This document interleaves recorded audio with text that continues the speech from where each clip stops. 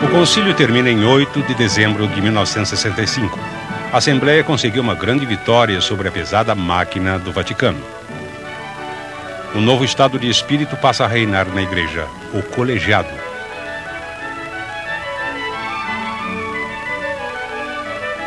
Os bispos obtiveram considerável aumento de poder em detrimento de Roma. Os leigos adquirem direito à palavra.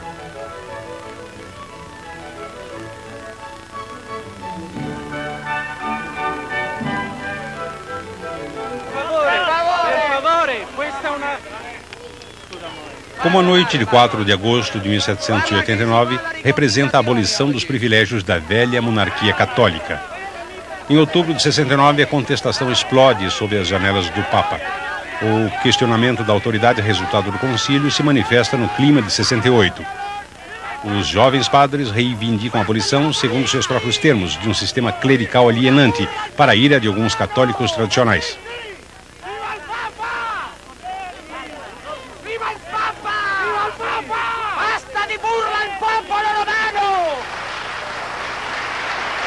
Esse clero irrequieto reunido em Roma quer se fazer ouvir, à margem do primeiro sínodo dos bispos instaurados pelo concílio.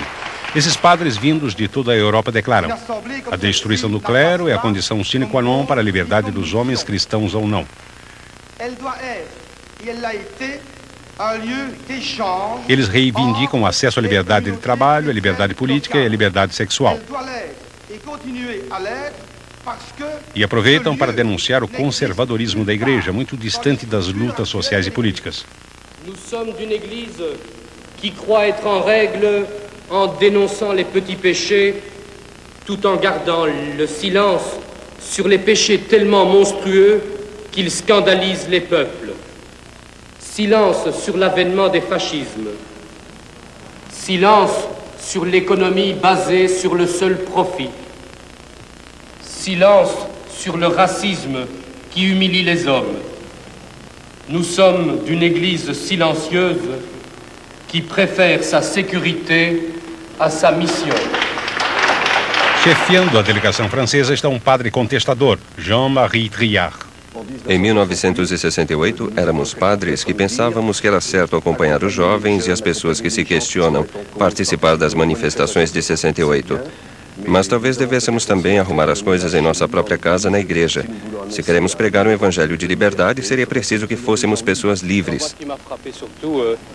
En arrivant ici, la première fois, j'étais jamais venu à Rome, c'est que j'ai eu vraiment le sentiment que, une fois qu'on avait pénétré dans l'enceinte de cette cité du Vatican, on vivait dans un autre monde et où la puissance des bâtiments, le poids des pierres donnait une assurance qu'on ne pouvait plus avoir ailleurs. J'ai un peu l'impression qu'ici, à certains moments, on vit dans un système où les pierres pensent pour vous. Les pierres vous inspirent la puissance, la sécurité, la certitude. Convicção essa que os padres contestatários não hesitam em comparar com a opressão burocrática dos sistemas comunistas, e eles reivindicam nada menos do que a desestalinização da Igreja. Muitas vezes o comportamento dos aparátiques do PC foi comparado ao dos aparátiques do sistema da Igreja, com sua maneira de obrigar as pessoas a andar com o dedo mínimo sobre a costura, não da calça, mas da batina.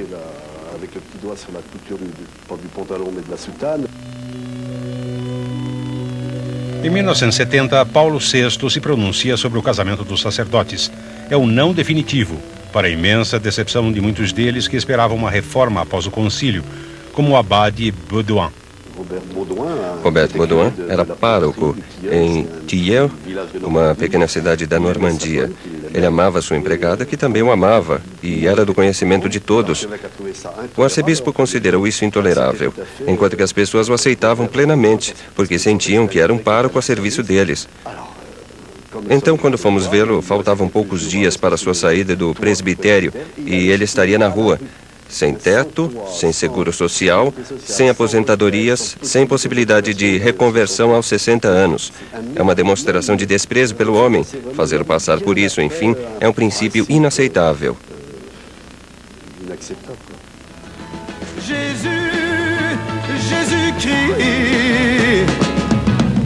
Jésus-Christ est un hippiste. S'il existe encore aujourd'hui, Il doit vivre aux États-Unis. Il doit jouer de la guitare et coucher sur les bancs des gares. Il doit fumer de la Marie-Jeanne avec un regard bleu qui plane. Se a imagem da igreja é contestada nos anos 70, a de Jesus, ao contrário, está em alta. Na abadia de Beaucaire, na Bretanha, o sentido do sagrado e o da festa se unem ao nome de Jesus. O prior Bernard Berset tem 25 anos. Foi o mais jovem teólogo do Vaticano II. Na volta, ele abriu as portas de seu mosteiro a todos. Ali cruzamos com operários, estudantes, fiéis, pessoas sem fé e o que ele chama de seu laboratório em utopia. Eu dizia que estávamos à procura de um cristianismo crítico, lírico e político. E acredito que essas três palavras definiam realmente uma orientação amplamente partilhada por milhares de pessoas que frequentavam a abadia. Mas não correspondia à concepção que a igreja oficial tinha de um mosteiro cisterciense.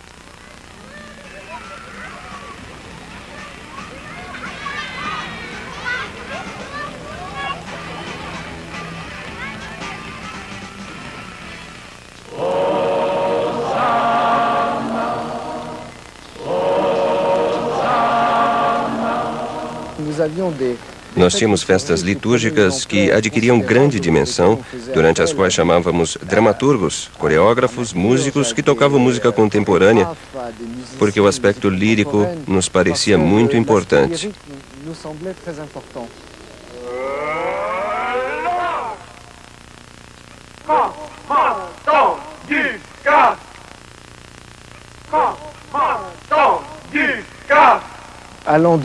De pergunta em pergunta, de questionamento em questionamento, eu chegava a levantar questões sobre os dogmas fundamentais da Igreja, tais como, essencialmente, o da encarnação, que fazia com que eu me tornasse a cada dia um pouco mais herético. Tenho uma estima muito especial pela pessoa, pelo homem Jesus, mas daí a dizer que se trata pura e simplesmente de Deus feito homem, existe uma margem intransponível para mim. Jesus não seria mais o Filho de Deus.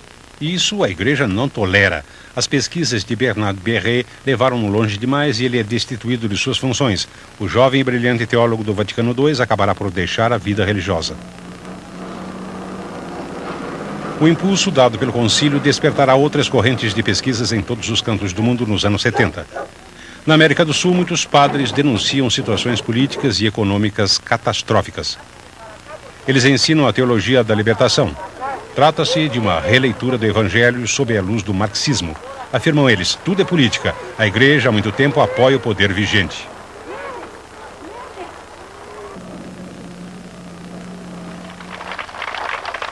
Mas entre alguns o discurso se torna mais radical, como no caso desse padre que prega a luta armada. Ele escolheu o nome de Camilo em homenagem a Camilo Torres, um padre colombiano que foi o primeiro a se engajar na luta política logo em seguida ao concílio. ¿Por qué no unirnos? ¿Por qué? Si ya se unieron en Colombia el fusil y el evangelio, la Biblia, en las manos de Camilo. Del padre Camilo Torres, cuya foto ustedes ven aquí adelante, vean. Assim falava Camilo Torres em 1965. Je crois que le peuple, qui est la majorité, a le droit au pouvoir. Il faut plutôt demander à l'oligarchie comment est-ce qu'elle va donner le pouvoir. Si elle va le donner d'une façon pacifique, je crois que nous allons le prendre d'une façon pacifique.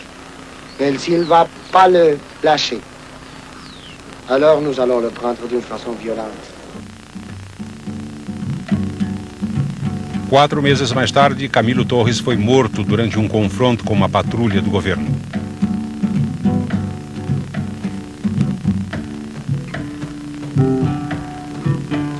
Ele se tornaria um herói lendário para os que sonhavam ver um dia Che Guevara e Paulo VI lado a lado.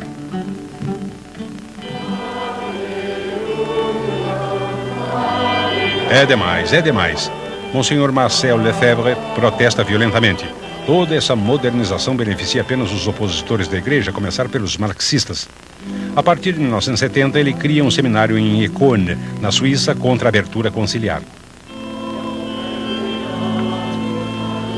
Em 1988 vem a ruptura, quando ele ordena 4 bispos sem o consentimento do Vaticano. Monsenhor Lefebvre e seus seguidores são excomungados. É de se lamentar que o Papa tenha realizado essa excomunhão. Para nós ela não tem valor, precisamente porque nunca fizemos outra coisa a não ser ensinar o que a Igreja sempre ensinou. Em outras palavras, eles ignoram solenemente o Vaticano II. Aos olhos deles, o concílio participou da degradação dos costumes e da fé e eles censuram a Igreja por ter se deixado contaminar pelo espírito do século.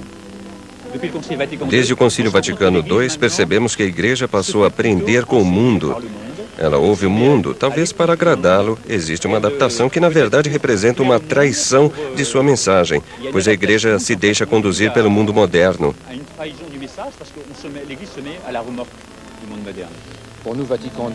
Para nós, o Vaticano rompeu com o ensinamento anterior da Igreja e mostrou que, infelizmente, esse ensinamento conciliar, como tal, permite que as coisas caminhem para um estado de barbárie.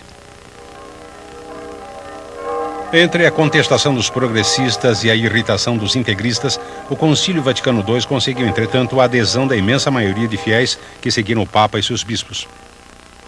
Para eles, o concílio é, antes de mais nada, a reforma da missa dominical, dos ofícios que deixaram de ser em latim e dos fiéis que rezam em sua própria língua.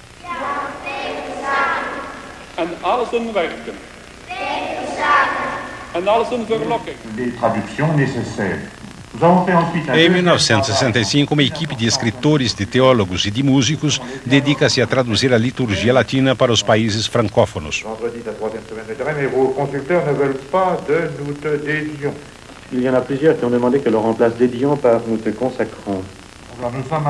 Entre eles, o poeta Patrice de la Tour-du-Pin e o músico Joseph Gélineau, compositor de salmos em francês.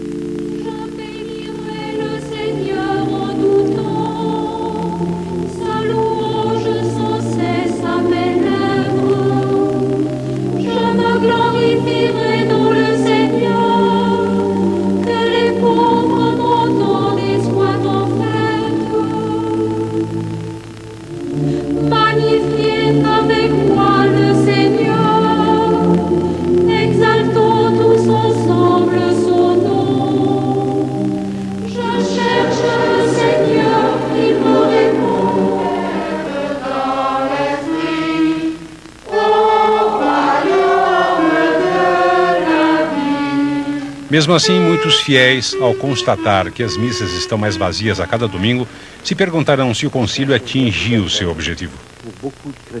Para muitos cristãos, o lado visível do concílio foi a transformação da missa.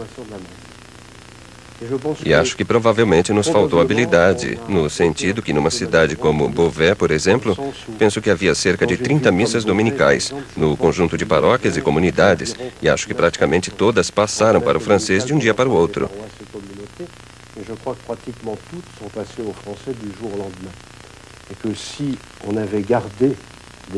Se essa passagem tivesse sido progressiva, sem dúvida nenhuma a aceitação teria sido maior.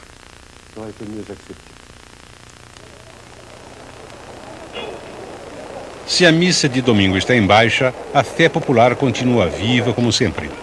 Nos anos que se seguem ao concílio, multidões de fiéis continuam se comprimindo fervorosamente em peregrinações.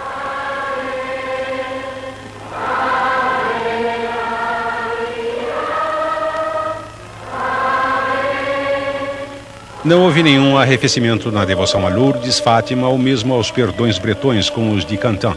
Aqui as pessoas vêm se colocar sob a proteção de um fragmento do cinto da Virgem, trazido da Terra Santa no século XII. Essa devoção popular, esta veneração pelas relíquias, a Igreja não conseguiu mitigar, nem mesmo o culto aos santos, outra vítima da onda de racionalismo que varreu o Vaticano II. En Bretagne, nous plaignons pas parce qu'en Bretagne, tous les saints sont restés. Tous les saints sont enlevés. À part notre petite Sainte Thérèse, notre petite Ornaise, qui est restée dans toutes les églises. Sans autrement, malheureusement, elles sont dépouillées. Alors ça, les gens s'en vont, il n'y a plus de saints, il n'y a plus rien. C'est depuis que les prêtres sont habillés en civil qu'on ne les reconnaît même pas.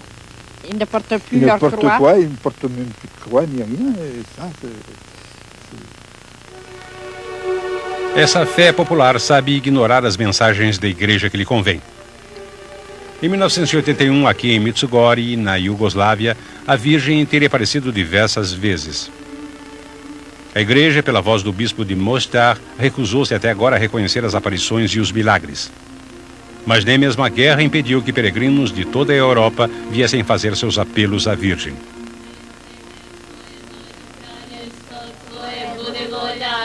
Aqui estão os jovens videntes filmados no princípio dos anos 80, quando se deu uma aparição da Virgem.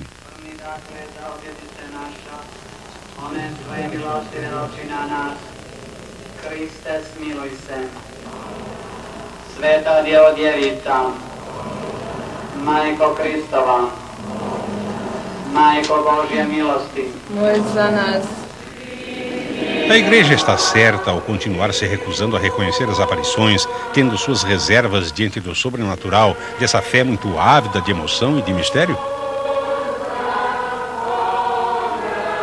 Alguns acham que é um erro, como Jean-Marie Popper, teólogo e filósofo, antigo redator-chefe da revista Eclésia.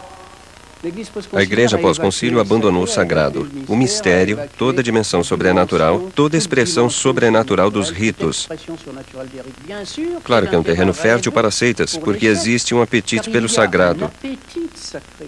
O sagrado e o mistério são inerentes ao homem. E esse é um dos dramas da igreja. Na intenção de ser racional, ela acabou por extinguir o mistério. Não resta mais nada.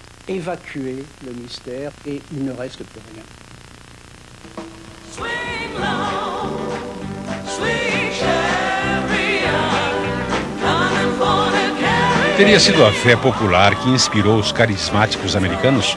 Em todo caso, os primeiros grupos carismáticos surgem aqui 2 anos após o concílio como uma reação contra uma religião considerada muito racionalista. Sua abordagem religiosa se inspira nos protestantes pentecostais americanos. Esses católicos querem privilegiar a linguagem do coração. Eles se voltam para o céu sem medo do sobrenatural, como mostram os cânticos que entoam em línguas desconhecidas sob a inspiração do Espírito Santo.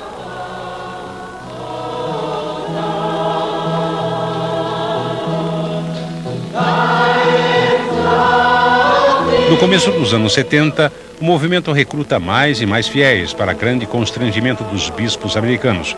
Com medo de se envolver com seitas, ele se mantém à distância.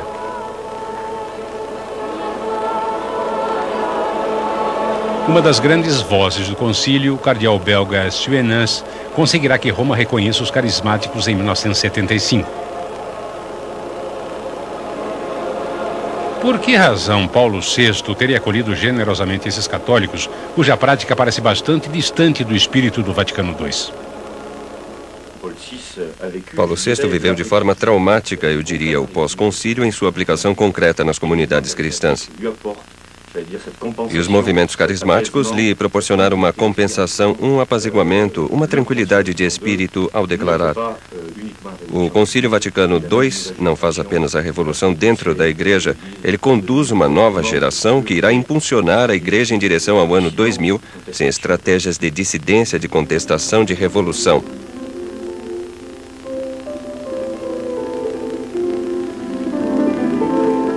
Em 30 anos, os carismáticos se tornaram uma das maiores correntes da igreja. São hoje cerca de 25 milhões em todo o mundo. Na França, as 3 principais comunidades carismáticas são o Emmanuel, as Beatitudes e o Caminho Novo, sediada aqui na abadia de Hautecombe, en Savoie. Por que os carismáticos despertam tanto interesse junto aos católicos? Provavelmente porque surgiram em um mundo carente de espiritualidade. É exatamente o que Jacques e Marie-Louise Letu vieram procurar em Hautecombe. Ela é formada em altos estudos comerciais e ele era diretor das fábricas da Peugeot da Alsácia. Eles abandonaram tudo para se instalar aqui com seus filhos, numa busca semelhante à de vida comunitária de 68. É verdade que conhecemos a vida comunitária, o companheirismo, os hippies, etc., bem de perto em 68. E talvez ainda nos sintamos atraídos por ela. Mas por que razão? Talvez porque hoje, nesse mundo racional, no qual eu vivi plenamente, que é de uma certa forma bastante árido, frio, faça falta esse calor que o amor transmite.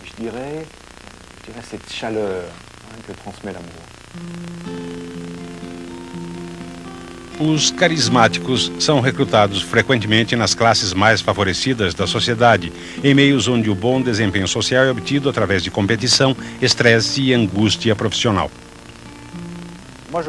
Eu compreendo muito bem porque um certo número de homens e mulheres procuram na religião justamente o antípoda ou o antídoto dessa espécie de superexcitação permanente. E acho que muitos encontram efetivamente nos grupos carismáticos ao mesmo tempo a fraternidade, o calor humano, o silêncio, o chamado a oração de que necessitam, ou seja, um pouco de compensação para essa vida de superexcitação que encontram no mundo.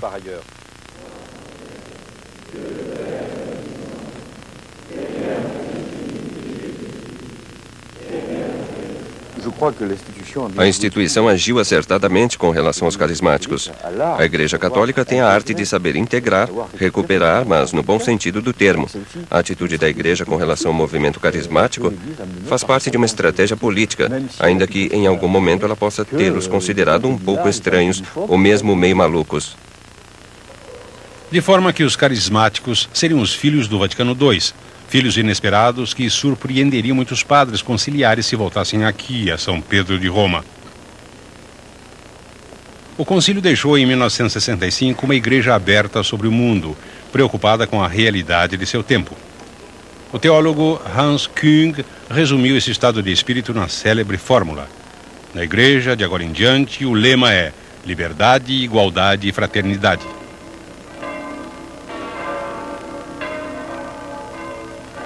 Entretanto, as esperanças desse concílio, que pensava ter alcançado seu tempo, foram vítimas de crises na sociedade. A Igreja não soube deter nem a perda da fé, nem a queda da prática religiosa e das vocações.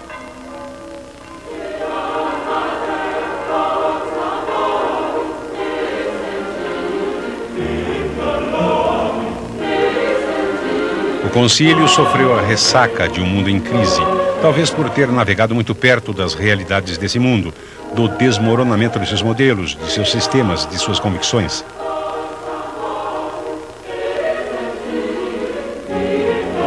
Em 1965, no encerramento do Vaticano II, Paulo VI dizia: a Igreja, através deste concílio, se proclamou serva da humanidade. Hoje parece que João Paulo II optou por reconduzir seu rebanho em direção ao grande mistério divino.